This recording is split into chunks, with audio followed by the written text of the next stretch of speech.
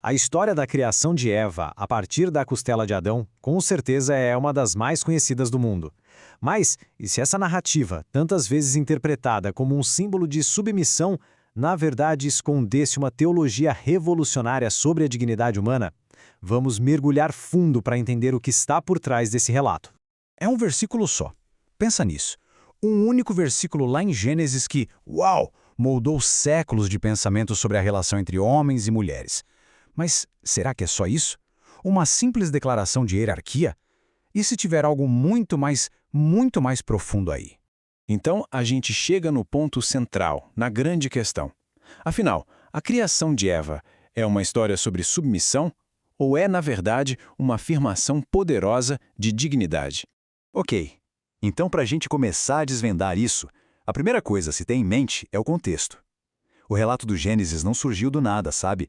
Ele foi escrito num mundo que já borbulhava com outras histórias de criação que vinham das culturas ali ao redor.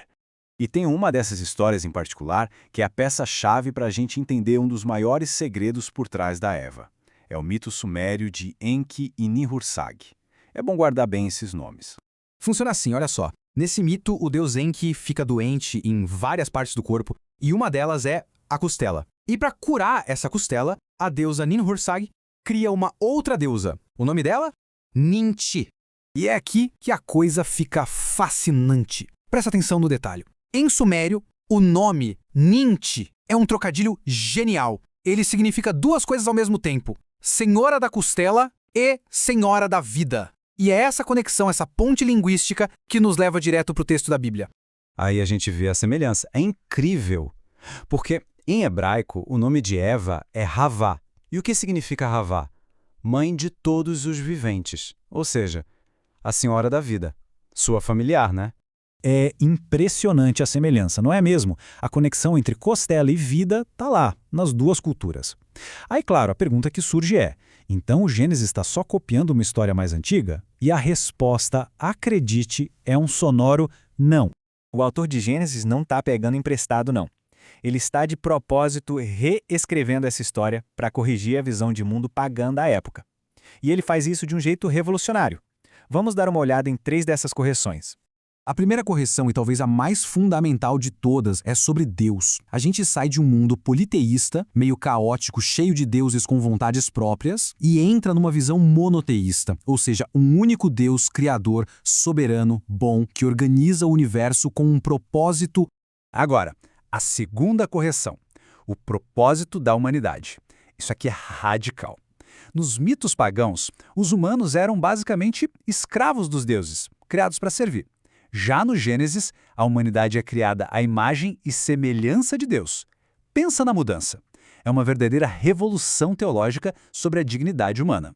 E aí a gente chega na terceira correção, que talvez seja a mais surpreendente de todas. Enquanto nos mitos antigos a mulher era muitas vezes vista como uma figura inferior, um problema, Gênesis a apresenta como uma auxiliadora correspondente. Mas calma aí, o que isso significa na prática? A chave de tudo está numa palavrinha hebraica Ezer. E olha, Ezer passa longe de significar uma ajudantezinha ou uma assistente inferior. Pelo contrário, é um termo de força. Para se ter uma ideia, é a mesma palavra que a Bíblia usa para descrever o próprio Deus quando ele vem socorrer Israel. Ou seja, a mulher é apresentada aqui como uma parceira poderosa, essencial. E quando a gente acha que já entendeu tudo, a coisa fica ainda mais profunda. Porque além dessa correção cultural, os primeiros teólogos da igreja viram na história da Eva uma dimensão profética, um simbolismo que apontava lá para frente, para o futuro.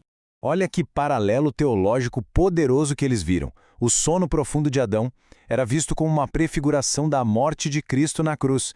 E assim como Eva nasce do lado aberto de Adão, a igreja, que é simbolizada pelo sangue e pela água, nasce do lado perfurado de Cristo. É uma imagem fortíssima. E esse tema, a mulher, não acaba com a Eva, de jeito nenhum. Ele vai se desenrolando por toda a Bíblia, sabe? Construindo um arco teológico gigantesco. É por isso que a teologia cristã enxerga em Maria a nova Eva. Pensa assim, se a Eva foi a mulher do começo, ligada à criação e também à queda, Maria é a mulher do novo começo. A mulher da encarnação que com o seu sim deu o pontapé inicial para a história da redenção.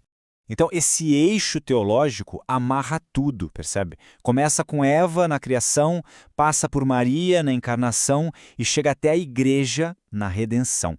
É como se fosse um fio narrativo que costure os maiores temas da Bíblia numa única e grandiosa história. Então, no final das contas, o que a gente tem?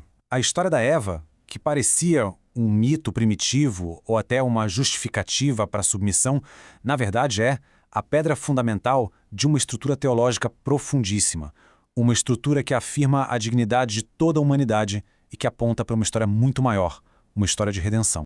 E isso tudo nos deixa com uma reflexão final, né? Se uma história que a gente acha que conhece de cor, como a de Eva, pode esconder tantas camadas de significado apontando para o futuro de jeitos tão inesperados, que outras mensagens assim profundas não devem estar escondidas bem na nossa frente em outras narrativas que a gente também pensa que já conhece de trás para frente.